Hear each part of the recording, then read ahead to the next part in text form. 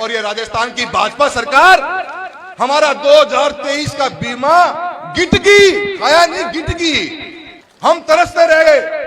हद इस बात की है, आप ही की सरकार दिल्ली में, आप ही की सरकार जयपुर में, डबल इंजन की सरकार और आप ही की योजना, आप उसको भी खा गए। 2 साल से राजस्थान के चूरू जिले का 2023 खरीफ का क्लेम के मुद्दे के ऊपर मीटिंग तो नहीं बुला पा रही है। और हमारा सबसे बड़ा चैलेंज आज की तारीख में यही है कि सच्ची खबर न हमारे पास पहुंचती है, न हम उसका विश्लेषण कर सकते हैं और न उसका हम फैसला कर सकते हैं।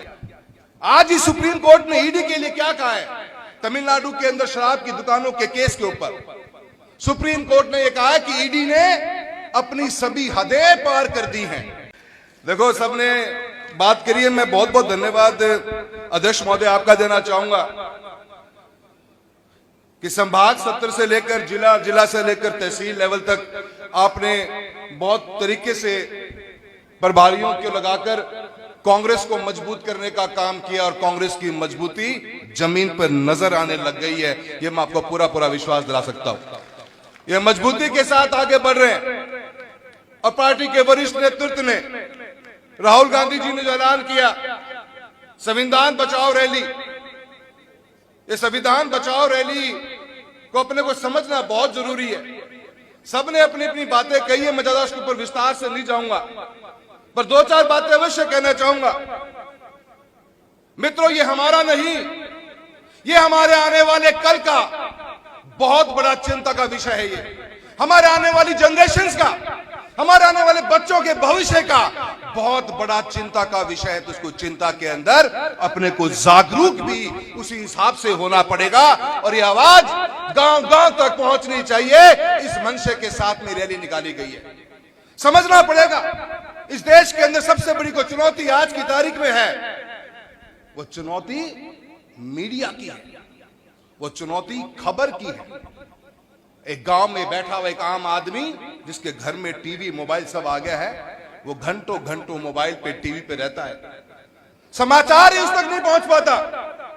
वो एक न्यूज नहीं, कंटेंट रीडर्स बैठे हुए हैं, वो हम खबरें, उनकी बनाई हुई खबरें हम सुनते हैं जो हमें वो सुनाना चाहते हैं। इसलिए हमारा दायित्व और भी बढ़ जाता है और हमारा सबसे बड़ा चैलेंज आज की तारीख में यही है कि सच्ची खबर न हमारे पास पहुंचती है, न हम उसका विश्लेषण कर सकते हैं और न उसका हम फैसला कर सकते हैं। फैसला हम कांग्रेस के कार्यकर्ताओं को उसी मजबूती के साथ लेकर आगे बढ़ना पड़ेगा। संस्थाएं के बाद संस्थाएं, उनको पर प्रश्न चिन्ह लग गया है। आज ही सुप्रीम कोर्ट ने ईडी के लिए क्या कहा है? तमिलनाडु के अंदर शराब की दुकानों के केस के ऊपर सुप्रीम कोर्ट ने यह कहा है कि ईडी ने अपनी सभी हदें पार कर दी हैं। आज हमारे नेतृत्व राहुल गांधी जी जो बार बार मुद्दा पार्लियामेंट में उठा रहे हैं कि 40 लाख वोटर्स 6 महीने में महाराष्ट्र में कैसे जुड़ गए, बताइए तो सही। बताने के लिए कोई तैयार नहीं है। ये चिंता अपने लिए है, ये बच्चों के लिए है। सोचना पड़ेगा अपने को। ऐसी योजनाएं लाकर, ऐसा एक देश में माहौल बनाकर, संस्थाओं के साथ में मजाक बनाकर इस देश के विकास की गति को, इस देश के मान सम्मान को कम करने का काम कर रही है, तो ये भाजपा सरकार दिल्ली में बैठे हुए कर रही है। इसके खिलाफ अपने को मजबूती से लड़ना पड़ेगा मेरे साथियों। राजस्थान के हालात, अभी बुढ़ानिया साहब ने बड़ी मजबूती के साथ बात कही है। पिक एंड चूज की राजनीति चल रही है। जिन लोगों को इस राजस्थान के चूरू जिले की धरा ने नकार दिया, वो लोगों की जिंदगी के साथ मजाक बनाने का काम किया है इस पंचायती राज के पुनर्गठन के अंदर। बट काटने का काम कर रहे हैं। ये फौजी साहब सही कह रहे हैं, इनको बट आपा काटेंगा, पंचायती राज चुनाव आ जान दो, इनको बट आपा काटेंगा। पेपर लीक के मामले में आज कितने हमारे युवा परेशान हो रहे हैं। उन युवाओं की बात को सुनने को सरकार तैयार नहीं। किस मुद्दे को लेकर चुनाव में गई थी?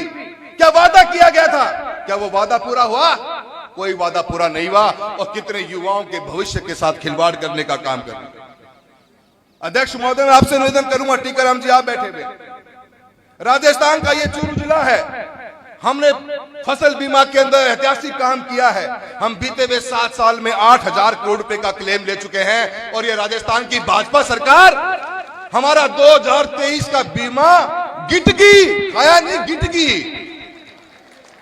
हम तरसते रह गए। हद इस बात की है, आप ही की सरकार दिल्ली में, आप ही की सरकार जयपुर में, डबल इंजन की सरकार और आप ही की योजना, आप उसको भी खा गए। 2 साल से राजस्थान के चूरू जिले का 2023 खरीफ का क्लेम के मुद्दे के ऊपर मीटिंग तक नहीं बुला पा रही है। 2021 का क्लेम था हमारा 750 करोड़ रुपए का।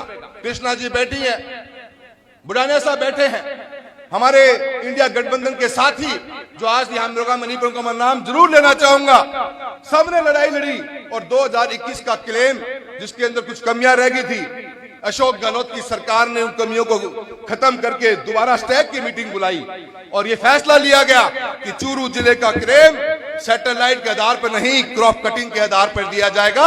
और 750 करोड़ का क्लेम वह भी या सरकार गिटगी या किसान और किसानी ने गिटनो चावा है, अपन ने लड़नो पड़ेगो, जद जाके अपनी पार पड़ेगी। मेरे युवा साथियों, किसान कौम के लोग बैठे हुए हो, गरीब लोग के लोग बैठे हो, मैं आपसे कहना चाहता हूं, और ये चूरू शहर के लोग बैठे हुए, 2 मिनट का समय लूंगा। अध्यक्ष महोदय, मैं बात कम ही बोल ली है तो मैं से करना करना ना देखियो, नए हूं, सांसद भी तो हूं, 8 विधायक मेरे साथ हैं, तो थोड़ी बहुत मेरे देख लियो।